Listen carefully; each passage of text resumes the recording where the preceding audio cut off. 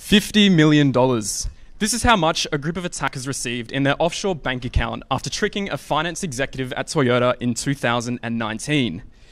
How does this happen? Social engineering, or human hacking, is all about exploiting the flaws in humans, building up trust with victims before manipulating them into giving you access to their confidential information and assets, such as passwords, credit card information, money, and even access to physical hardware like routers or computers. This can lead to immense financial and reputational loss for an individual or organization. Throughout this talk, you might be wondering, how do people still fall for these things in 2021? And the truth is, these types of attacks can get a lot more advanced than your cliche Nigerian prince scams. If these companies can fall for it, so can you. In 2020, Shark Tank was victim to a spear phishing attack where one of their cast members lost $520,000. Twitter in 2020 as well, this story was all throughout the media, where a teenager socially engineered a Twitter employee, got access to their Slack workspace, and then their internal testing tools, which allowed them to post on accounts like Barack Obama, Joe Biden, Elon Musk, etc. And they said if you send $1,000 to a certain Bitcoin address, that'd double it, which, I mean, sounds great, but unfortunately was not true. And they took off with $165,000 worth of Bitcoin. Toyota in 2019, as I mentioned, $50 million. This was the result of a business email compromise scam. And finally, in 2016, the Democratic Party. This was the whole Hillary Clinton email scandal, where a bunch of her private emails got leaked due to a phishing scam and a malicious Excel spreadsheet, which apparently was done by the Russian intelligence agency, but I'm not too sure how true those claims are. Perhaps the scariest thing about social engineering is that you need very technical knowledge in order to perform one. And this is evident in that 98% of all cybercrimes involve social engineering to some extent. 75% of organizations were hit by phishing scams in 2020, and on average, the cost of a social engineering attack is $130,000. So what are the steps an attacker can take when trying to perform a social engineering attack on the scale of Shark Tank and Toyota? And there are three main phases. The reconnaissance phase, where an attacker gathers information on their target. The pretext phase, where the attacker crafts a credible narrative using that reconnaissance. For finally, the attack phase, where the attacker will choose a vector to send that message to the victim. Starting off with reconnaissance. Now, as I mentioned, this is all about gathering information on the desired target, and one way in which this can be done is through open source intelligence, or OSINT, and this is all about collecting and analyzing information from publicly available sources. So let's just say a random attacker has been given a task of performing a social engineering attack on a certain company. Every single company today will have a website, which is a great place to start as it can serve information to attackers on a silver platter. Things such as emails, phone numbers, employee names, suppliers, what technology a company is using is all extremely valuable. Secondly, platforms such as LinkedIn, where people love to post about their work life, is another great source of information. What an attacker can do is go to a company's LinkedIn page, see a list of all employees who have said that they're working at that company, and then if an attacker managed to even find one email on the company website, they can apply that same format they found to every single other employee in the organization. For example, b.smith@company.com, applied to my name if an attacker saw me on the company's LinkedIn page, could be something like a.demoller@company.com. Thirdly, social media platforms are another great source of information. So Twitter, Facebook, YouTube, Instagram. And this is where people like to post about what they do or what they're interested in. So liked posts, pages, who someone is following, again, is all great information for an attacker. For example, if someone has been liking many different Binance-related posts on Twitter and is following Binance as a page on Twitter, they're likely going to be using Binance as a cryptocurrency exchange. Likewise, if they've liked the HBF page on Facebook, they're likely going to be using HBF as an insurance provider. So far, all of these methods have been manual. However, there are a plethora of tools an attacker can use that can greatly automate this process and find even more information. A site called Spiderfoot you only require a single domain for. Have I Been Pwned only requires an email, and Sherlock only requires a username. So looking at some examples of these. Here's a screenshot of Have I Been Pwned from bob@gmail.com, and what this site does is return a list of sites that email has been registered on that have recently suffered a data breach. And again, it shows the breached sites, as well as tells the attacker if there's any plain text information regarding that email floating around on the internet somewhere.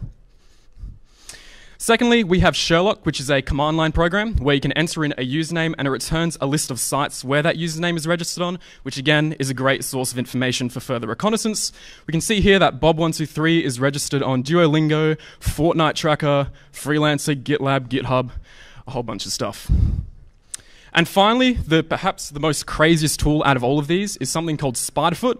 Now, this particular example was a screenshot I found that returned 80,000 different data points on a single company domain name. So they just entered in the website name and it returned 80,000 data points.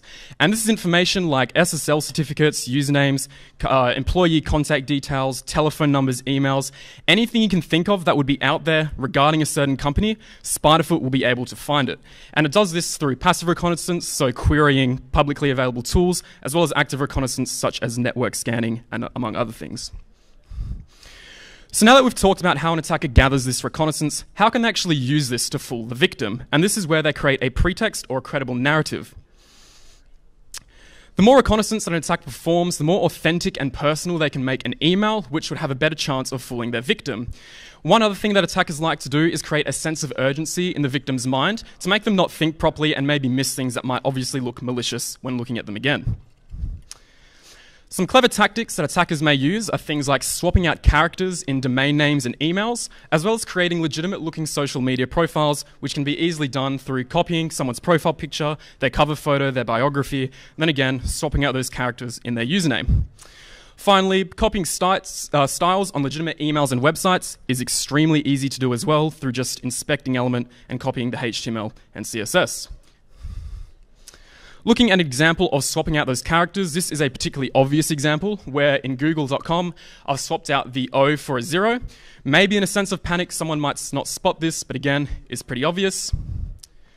Where it does get scary is when there is no visual difference between these two domain names. So this particular attack is called an IDN homograph attack, or more broadly visual spoofing, where an attacker will swap out an English character for a character in Unicode that looks extremely similar. On the second Netflix.com, this is using the Russian Cyrillic character Ha, which looks identical to the English X and can be used to create some pretty legitimate looking sites and emails. So we've talked about reconnaissance, we've talked about how an attacker can use this reconnaissance. Now, how do they actually choose to attack the victim? Firstly, you have email phishing, or just your general phishing, and this is often referred to as a spray and pray type of method because an attacker doesn't really need to perform any reconnaissance beforehand in order to do this. And although fairly primitive, like your Nigerian print scams or the you've won $100,000 scams, they can be devastating if someone does fall for them.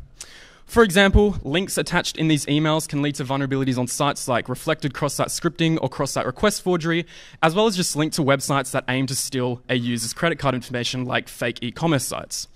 On top of that, these types of emails can house malware, which again can include things like Word files or Docs files, which contain Word macros, or PNGs and PDFs that again contain malicious code in them.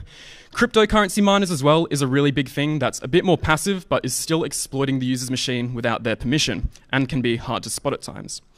Luckily for us, these emails are generally filtered into spam by platforms like Gmail and Outlook.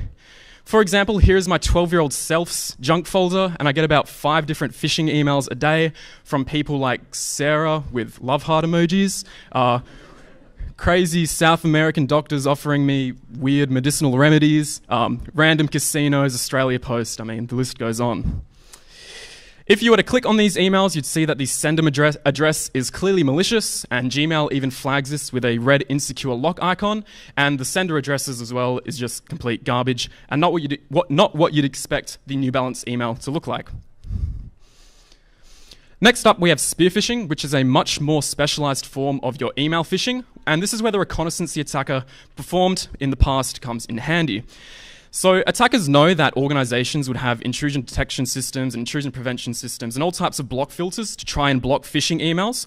So what an attacker does is they try to make the sender address look as legitimate as possible, and this can be done through sending legitimate emails for a couple of months, getting it listed on sites, etc.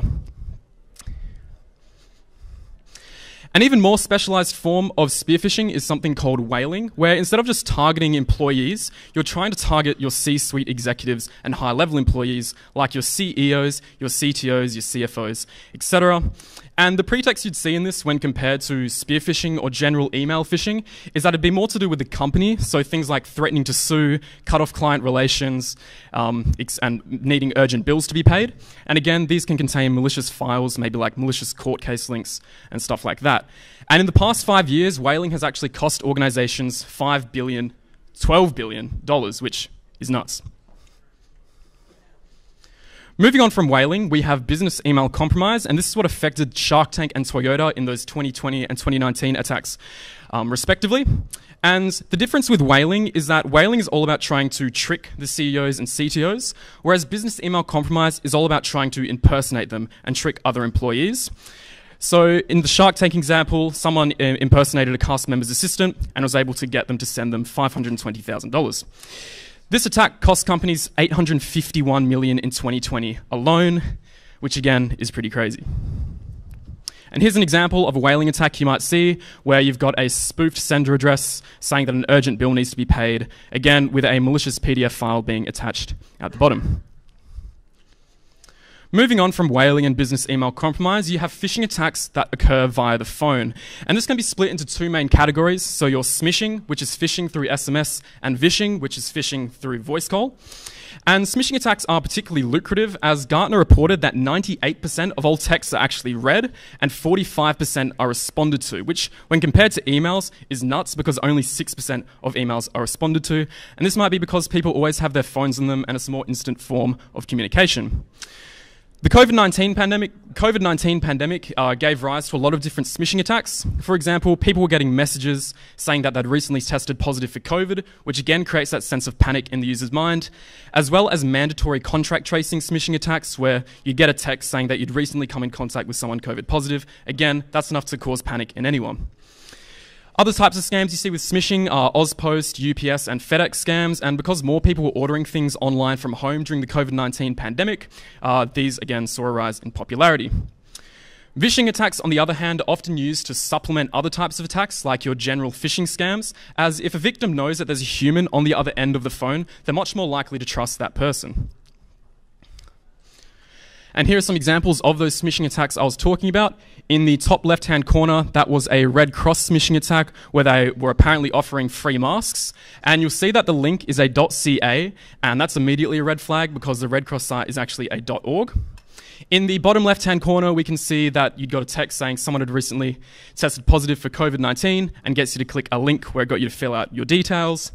And on the far right is that Ozpost scam I was talking about, and we can clearly see that that link is malicious as it's just complete garbage. Next, we have search engine phishing, where attackers abuse something called search engine optimization, or SEO. And one way in which they can do this is they try to get their sites as listed as highly as possible on indexes like Google and Bing. And this can be done through making sure the website loads quick, it works on phone, and contains trendy and relevant topics. For example, during Halloween, an attacker might set up a Halloween costume site, make sure it's search engine optimized, and try to get victims to click on it as it appears higher up in search indexes. And this can lead to things like credit card details being stolen on fake e-commerce sites. The crazy thing about this attack is that Google detected and reported 25 billion of these pages a day, which is an insane number. Finally, we have phishing through social media, otherwise known as angler phishing. And this is where an attacker will try to mimic a customer support representative from a company and target disgruntled customers who might be unhappy with their product or service. Oops. An example of this attack is the following, where someone was impersonating PayPal customer support on Twitter. A couple of red flags with this one is that PayPal does not have a blue verified tick, and there's grammar and spelling mistakes all over the place, which is generally indicative of a social engineering attack in a scenario like this. And you can see that that customer is very unhappy by the emojis they're using. So we've talked about how an attacker can use reconnaissance, how they make a credible narrative, and then how they choose to attack the victim. So how do we defend against these types of attacks?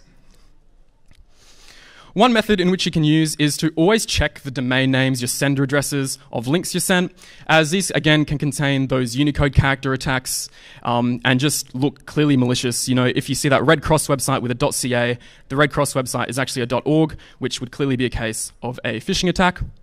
Secondly, always stepping back and putting the situation in context and not panicking, because that's what the attacker wants you to do in order to overlook details that, again, would look malicious otherwise. You can also always just contact the legitimate company and confirm. So for example, if you're given an email from Netflix saying that you owe them like $1,000, you can just call them up and confirm if that's the case, because they'll be able to tell you that that's actually not the case, and you can dismiss the social engineering attack entirely.